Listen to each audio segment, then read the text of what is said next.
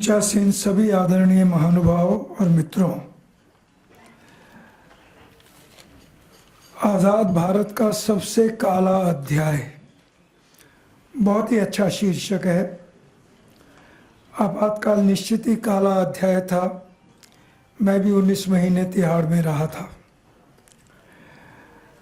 कल ही मुझे दूरदर्शन में आपातकाल के बारे में एक प्रोग्राम में पैनल में शामिल होने का मौका मिला। मीडिया वालों की प्रॉब्लम होती है, उनको सब विचारों के लोगों को बुलाना है, तो कांग्रेस के एक नेता भी थे उसमें। तो विषय ये आ गया कि आपातकाल के बारे में कोई कांग्रेस के लोगों को खेद है कि नहीं। मुझे लगता है कि जो व्यक्ति था उसको तो कुछ पता ही नहीं रहा होगा कि आपातकाल में क्या हुआ, तो वो आपातकाल का जस्टिफिकेशन देने लगा। अभी अभी मैंने राम बहादुर जी से पूछा कि कहीं कांग्रेस ने कहीं कोई खेद व्यक्त किया क्या, और मेरा मानना है कि नहीं किया तो करना पड़ेगा। आपातकाल में क्या हुआ उसके किस्से सुनाने का ये कोई अवसर नहीं है। एक बात ज़रूरी है कहना, और वो ये है कि इंदिरा गांधी को केवल आपातकाल तक सीमित करके हम ना देखें। आपातकाल का पहला भी और आपातकाल के बाद भी, और बाद वाली बात मैं इसलिए कह रहा हूँ कि पंजाब, कश्मीर, ये जितने उन प्रदेशों की समस्याएं उलझी और जितना दोनों बॉर्डर स्टेट्स और दोनों में जिस तरह का और तांडव देखने को मिला, उसके लिए जिम्मेदार इंदिरा गांधी थी। और आपातकाल के पहले भी बहुत सारी ऐसी बातें हैं। इसलिए इंदिरा गांधी देश में की प्रधानमंत्री थी। हाँ, उन्होंने बांग्लादेश भी को स्वतंत्र कराने में भूमिका निभाई, उनकी प्रशंसा मैं भी करूँगा, लेकिन प्रशंसा करने लायक बहुत थोड़ा है। वो सचमुच में एक डिक्टेटर मानसिकता वाली और महिला थी, प्रधानमंत्री थी। एक बात मैं ये कहना चाहूँगा। दूसरी बात कहूँगा लेकिन कि इमरजेंसी ख़त्म हो गई, जनता पार्टी की सरकार बनी। इंदिरा गांधी और संजय गांधी दोनों लोकसभा का चुनाव नहीं जीत पाए, लेकिन 2-3 सालों में ही ऐसी स्थिति आ गई कि इंदिरा गांधी फिर बहुत बड़े मतों से जीत गई। क्यों? क्योंकि हमारे देश का जो राजनीतिक नेतृत्व, उसमें अक्सर जो बौनापन पाया जाता है वो उस समय भी नज़र आया था। ये भी हमको ध्यान रखना होगा। और मैं तुलना करूँगा 1980 और 2024 की। अभी 2 दिन ही हुए हैं, तीसरा दिन है आज लोकसभा, नई लोकसभा का। ये गर्व की बात है कि 18वीं लोकसभा हमारे देश में आई है। ये गर्व की बात है कि देश में और हमारे देश में लोकतंत्र इतना सफल रहा है। विश्व में कोई इतना बड़ा देश नहीं होगा जिसका लोकतंत्र इस प्रकार के सफलता जिसने और हासिल की हो। ये अलग बात है कि चुनाव के भी कई पक्ष ऐसे हैं। आज भी चुनाव में धन बल तो किसी के माने में कम नहीं है, लेकिन हमारा देश भी ऐसा है कि उसको लोकतंत्र की कीमत देनी पड़ रही है। ये जो सब हम देख रहे हैं, राजनीतिक नेताओं का बौनापन, ये लोकतंत्र की कीमत है जो हमारा देश चुका रहा है। और ये कीमत 1980 में देश ने चुकाई थी। इंदिरा गांधी फिर से आ गई थी उस समय जो भी हुआ था, और जो अभी का सारा अनुभव आ रहा है, मुझे लगता है कि वो भी किसी मायने में नेताओं के बौनेपन को और कम नहीं दिखाता है। ये बात मैं सबके सामने कहना चाहूँगा। मैंने उल्लेख किया, और ये बात सच है, ये जो कहा जाता है कि मदर ऑफ डेमोक्रेसी, मैं कहूँगा कि निश्चित तौर पर ये बात सही है। और इसलिए भारत कैसे मदर ऑफ डेमोक्रेसी है और कैसे इतिहास में रहा है, मैं समझता हूँ कि इसके अध्ययन की बहुत बड़ी ज़रूरत है।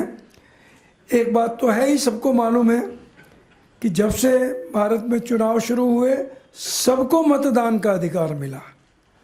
अनपढ़ हो, पढ़ा लिखा हो, महिला हो, पुरुष हो, और ये अपने आप में गर्व करने लायक बात थी। कितने देश ऐसे होंगे कि जिनकी डेमोक्रेसी की तुलना की जा सके। मैं कई बार अमेरिका की तरफ देखने की कोशिश करता हूँ, क्योंकि अमेरिका को माना जाता है कि वो सबसे बड़ी डेमोक्रेसी है शायद। आज तक एक महिला राष्ट्रपति वहाँ नहीं हुई है। ये कहा गया है कि पहली बार कमला हैरिस पहली बार वाइस प्रेसिडेंट बनने वाली पहली महिला है। ये अमेरिका का हाल है। बाकी देशों को भी देखें तो ध्यान में आता है कि वहाँ की डेमोक्रेसी कहीं का उदाहरण नहीं है। और भारत तो विश्व का इतना बड़ा और देश है जनसंख्या के हिसाब से, वोटर्स की संख्या के हिसाब से। तो मुझे लगता है कि हमें अपनी डेमोक्रेसी पर गर्व होना चाहिए, लेकिन डेमोक्रेसी की हम कीमत भी चुका रहे हैं, वो भी हमारे ध्यान में रहना चाहिए। लेकिन लोकतंत्र चाहिए तो सही, इसमें तो कोई दो राय नहीं है कि लोकतंत्र ये हमारे लिए आवश्यक है, ना सिर्फ भारत के लिए आवश्यक है, पूरे विश्व के लिए आवश्यक है। आपातकाल की एक बात कहना चाहूँगा। मुझे नहीं मालूम कि उस चीज़ का उल्लेख आया है कि नहीं, क्योंकि आपातकाल के बारे में बहुत कुछ लिखा गया है। हो सकता है राम बहादुर जी मुझे करेक्ट करेंगे। आपातकाल में संघ के सरसंघचालक बाला साहब देवरस जी ने 3 पत्र लिखे थे। 2 पत्र इंदिरा गांधी को लिखे प्रधानमंत्री के नाते। संघ ने 14 नवंबर 1975 से सत्याग्रह शुरू किया, लेकिन उस सत्याग्रह से पहले बाला साहब देवरस की ये कोशिश रही कि किसी तरह से सरकार को ये भरोसा हो जाए, क्योंकि उस समय आपातकाल से पहले भी और आपातकाल के दौरान भी आपातकाल से संघर्ष करने वाले संघ के ही प्रमुख लोग थे। आपातकाल से पहले भी जो सब चला था उसमें भी संघ से जुड़े हुए लोग, अखिल भारतीय विद्यार्थी परिषद हो, जब पॉलिटिकल पार्टीज जयप्रकाश नारायण आंदोलन में शामिल हुई, तब भारतीय जनसंघ की भूमिका रही हो। तो बाला साहब देवरस ने उस समय और इस बात की विवेक रखा कि कैसे स्थिति को डी एस्केलेट किया जाए।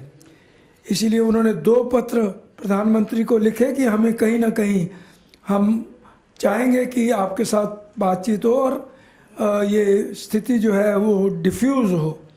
उन्होंने एक पत्र विनोबा भावे जी को लिखा, क्योंकि विनोबा भावे जी को इंदिरा गांधी मिलने वाली थी। उनको पता लगा कि वो मिलने जा रही हैं, तो उन्होंने विनोबा जी को कहा कि आप उनको कुछ समझाइए।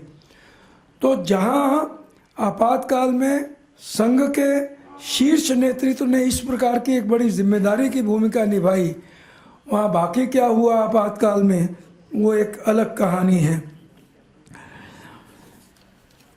मैंने जैसे कहा कि 1980 रहा हो या 2024, जिस प्रकार की जो राजनीतिक नेताओं का व्यवहार नज़र आता है उसकी हमको चिंता होनी चाहिए। और 2024 में तो ख़ास तौर पर ये बात बहुत उभर कर आ रही है कि कितना विदेशी हस्तक्षेप हुआ और उस विदेशी हस्तक्षेप ने कितना हमारे देश को प्रभावित किया। हो सकता है उसकी कुछ जानकारियां आगे आएंगी, अभी बहुत समय नहीं बीता है। आखिरी बात कहूँगा कि ये आज कार्यक्रम हो रहा है centre for Narendra Modi studies, जिन्होंने बनाया उनको कहाँ से प्रेरणा मिली और वो इसमें से क्या निकालना चाहते हैं ये तो वो जाने। लेकिन मैं ये ज़रूर कहूँगा कि नरेंद्र मोदी का आकलन इस देश के लिए बहुत ज़रूरी है। जहाँ तक लोकसभा चुनाव की बात है, ख़ास तौर पर जो विपक्ष कहिए प्रतिपक्ष कहिए, वो तो फूले नहीं समा रहे हैं, क्योंकि मोदी जी को सबक सिखा दिया। तो मोदी जी व्यक्ति को सबक सिखा दिया होगा, लेकिन मोदी जी का नेतृत्व इस देश के लिए बहुत ज़रूरी है, क्योंकि देश में पहली बार, मैं बड़ी जिम्मेदारी से कह रहा हूँ कि देश में पहली बार ऐसा प्रधानमंत्री आया है जो देश को बहुत सशक्त तरीके से नेतृत्व प्रदान कर रहा है। ये गांधी खानदान के लोगों को छोड़ दें, राजीव गांधी की भी बड़ी तारीफ की जाती है। मुझे आज ही एक व्हाट्सएप पर वीडियो आया है कि कैसे अटल जी को और इलाज की ज़रूरत थी और राजीव गांधी उनको साथ ले गए यूएन के प्रतिनिधिमंडल में, क्योंकि उनका इलाज अमेरिका में हो जा सके और सरकार ने खर्चा किया। तो राजीव गांधी की महानता का वीडियो मुझे आज एक किसी ने भेजा है। परंतु राजीव गांधी कैसे प्रधानमंत्री थे, कितने, मैं ज़रा स्ट्रॉन्ग शब्द इस्तेमाल करूँगा कि कैसे नौसिखिया प्रधानमंत्री थे, वो एक अलग बात है। इंदिरा गांधी जी का तो जितना भी अध्ययन हो वो कम है। ये मान भी लिया जाए कि और भी ऐसे प्रधानमंत्री हुए हैं, मैं 3 नाम भी लूँगा, मुझे कोई संकोच नहीं है। उसमें 2 कांग्रेस के नेता थे, वो नरसिम्हा राव रहे हों या मनमोहन सिंह रहे हों, लेकिन नरसिम्हा राव किस तरह की सरकार चला पा रहे थे और मनमोहन सिंह प्रधानमंत्री थे कि नहीं थे, यही अपने आप में एक सवाल आता है। उनकी बागडोर किसके हाथ में थी, ये एक सवाल आता है। अटल बिहारी वाजपेयी सरकार चला रहे थे, लेकिन किस प्रकार के मजबूरियों में चला रहे थे, तो ज़रा इसका विचार करना ज़रूरी है कि देश को आज एक ऐसा नेता मिला है जो देश को बहुत ऊंचाइयों तक ले गया है और ले जाने की पूरी संभावना है।